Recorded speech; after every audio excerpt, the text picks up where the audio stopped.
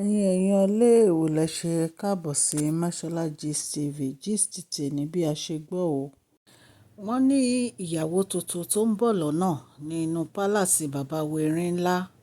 Wọ́n ló wá sínú palace láti wá kí kábíyèsí. Bí a ṣe gbọ́ gan wọ́n ló tẹ̀ tí ń wọlé, ó ń jáde, ó ń wọlé, ó ń jáde. Wọ́n ní US base ni bí a ṣe gbọ́ nìyẹn. Wọ́n ló wá sí inú palace, wọ́n ló wá bá àǹtí wa Canada àti àǹtí wa àti àǹtí wa Fashion lọ́dọ̀ kábíyèsí. Wọ́n ní ìgbà tó kí bàbá wẹ̀rin ńlá tán, wọ́n ní ṣe ló fi ara ló fi ti àǹtí wa Fashion àti àǹtí wa ó fara tì wọ́n nítorí pé wọn ò kúrò lọ́nà, ó walk pass wọn, ó kọjá, ó tì wọ́n dànù. Wọ́n ló dẹ̀ lọ warn wọn pé kán lọ fi ìjókòó wọn síbi tí kábíyèsí bá ní kó jókòó sí. Wípé òun ò kí ń ṣe Queen Naomi o. Wípé ó máa crush wọn tó jẹ́ pé wọ́n máa fọ́ pẹ̀tẹ̀pẹ̀tẹ̀. Wọ́n á fọ́ pẹ̀tẹ̀pẹ̀tẹ̀ bí potato ni. Wípé ta ló ń gbé iná wojú ẹkùn. Wípé kí ló dé náà tó yẹ pé wọ́n á máa ṣe gàràgàrà, wọ́n máa ṣe gàràgàrà nínú palace. Wọ́n ní kí ló fa ọ̀rọ̀ yìí? Ọ̀rọ̀ yìí ó wáyé nítorí ọ̀jájàmọ̀ tí kábíyèsí ṣí sí Òṣogbo. Òṣogbo ni wọ́n ní wọ́n ṣí ọ̀jájàmọ̀ yẹn sí. Wọ́n ní wọ́n launch ọ̀jájàmọ̀ yẹn. Wọ́n ní wọ́n dẹ̀ fa ọ̀jájàmọ̀ yẹn lé olórí tuntun yìí lọ́wọ́ nítorí business woman ni. Wọ́n ló ń ta perfume tẹ́lẹ̀, ó máa ń ta gold, ó máa ń ta gbogbo ẹ̀. Wọ́n ní bí àwọn olórí ṣe gbọ́ báyìí, wọ́n ní wọ́n ti rò pé ọ̀jájàmọ̀ yẹn ó máa wà ní under management ti tẹ́lẹ̀ ni. Wọ́n ní kò dẹ̀ sí nǹkan tó jọ bẹ́ẹ̀. Wọ́n ní ìtorí ìdí èyí, wọ́n ní ṣe lára wọn ń gbóná bí ìgbà tẹ́lẹ̀ pé wọ́n da petrol wọn ṣáná sí. Wọ́n ní bára wọn ṣe ń gbóná nìyẹn. Wọ́n ní ṣe ni wọ́n bẹ̀rẹ̀ sí kùn sí kábíyèsí létí. Wípé báwo ni kábíyèsí á ṣe fún lọ́jàjàmọ̀. Ṣẹ̀mẹ̀pá àǹtí wa Fashion náà ti sọ bẹ́ẹ̀ fún kábíyèsí. Wípé òun ò mind kó máa ṣiṣẹ́ pẹ̀lú woman yẹn. Wọ́n ní woman yẹn lóun ò ń ṣe Queen Naomi, òun ò take rubbish o. Kán má try òun o. Kán má try òun rárá. Kán jókòó síbi tọ́kọ wọn bá fi sí pé tí wọ́n bá kọjá boundary wọn níwájú òun, òun máa fọ́ wọn pọ̀tọ̀pọ̀tọ̀ bí potato ni. Ẹ̀yin èèyàn lè nǹkan tá a gbọ́ nìyẹn o. Tí wọ́n ní arábìnrin olórí tuntun kábíyèsí yìí sọ. Wọ́n ní ṣe ni àwọn olórí náà bẹ̀rẹ̀ sí pariwo.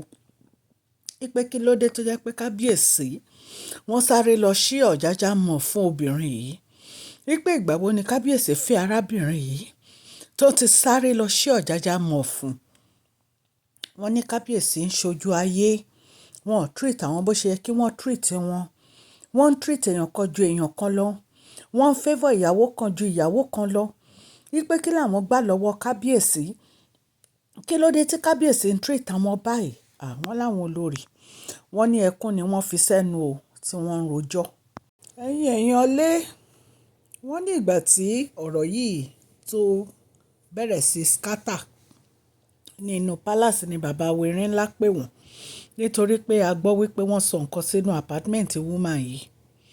Wọ́n ní bàbá wẹ̀rin ńlá pè gbogbo àwọn olórí pé kí ló dé tí wọ́n máa ń scare àwọn olórí tuntun táwọn fẹ́ fẹ́. Wípé kí ló dé? Wípé ṣé àwọn ò ní right láti fẹ́ ìyàwó ni? Wípé kí ló dé tára wọn ń gbóná? Wípé ṣe bí èèyàn kan náà ni ó gba gbogbo wọn ní ìyàwó. Wípé sọ àwọn náà máa fi mọ́ra ni. Ẹ̀yin èèyàn lé wọ́n ní ìgbà tí woman yìí tó kí kábíyèsí tán. Wọ́n ní ṣe ló rọ́ gbogbo àwọn olórí dànù tó kọjá láàrin wọn. Nítorí pé ó ní ibi tó ń lọ. Ó ní event kan tó ń lọ. Ẹ̀yin èèyàn lé. Ṣé ẹ ti rí báyẹn? Pàṣán tá fi na ìyálé. Ó wà ní àjà fún ìyàwó. Gbogbo nǹkan tẹ́ ṣe fún Queen Naomi èrè ẹ̀ lẹ́ ń gbà yẹn. Èrè ẹ̀ ni gbogbo yín ń gbà. Torí pé ẹ̀yin rò pé bóyá ẹ̀yin nìkan ni ẹ máa kù nínú palace ní ìyàwó. Gbogbo yín ẹ di rìkíṣí pọ̀. Ẹ di rìkíṣí pọ̀ ẹ̀ mọ̀ pé kábíyèsí sì máa kó àwọn tó jù yín lọ. Wọ́n máa kó wọn wá sínú palace dáadáa. Kẹ́ wá máa fi gagbága kí competition yín pọ̀ dáadáa. Ẹni tó lówó jù yín lọ, tó ní owó jù yín lọ, tó lè ṣẹ́ owó yín, tó lè ṣẹ́ sequence ní kábíyèsí máa fẹ́. So kẹ́ wá wo bó ṣe rí kí ló dé?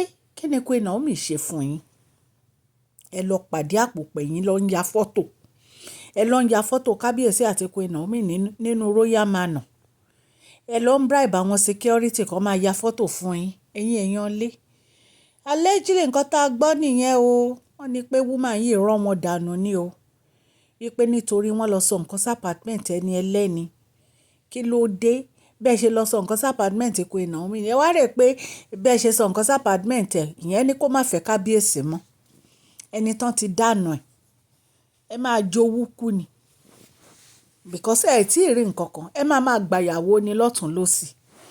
Ẹ̀yin èèyàn lé kò jẹ́ bó ṣe jẹ́. Allegedly ní gbogbo nǹkan tí mo sọ fún yín yìí o. Orúkọ mi ni Mashola Yorùbá ni à ń sọ lórí ìkànnì yìí. À ń sọ nítorí pé a fẹ́ gbàgbé àṣà àti èdè wa àti fún ọ̀pọ̀lọpọ̀ àwọn tí wọn ò gbọ́ Gẹ̀ẹ́sì. Ẹ̀yin èèyàn lé à ń sọ̀rọ̀ nípa celebrity gist, royal gist, politics àti gbogbo nǹkan tó ń ṣẹlẹ̀ ní agbègbè orílẹ̀-èdè bàbá wa ní ilẹ̀ Nàìjíríà. Tẹ́ ẹ bá ti subscribe, ẹ tẹ notification bell yín so that a bá ti post any gist ẹ máa rí. Òkè ni ọlá yín á máa lọ. Ọlá yín ò ní lọ ìsàlẹ̀ láéláé. Má gbàgbé kẹ́ ẹ fún fídíò yìí ní thumbs up o. Please share this video, like and subscribe. God bless you all. Mashola Gist TV. Love you all.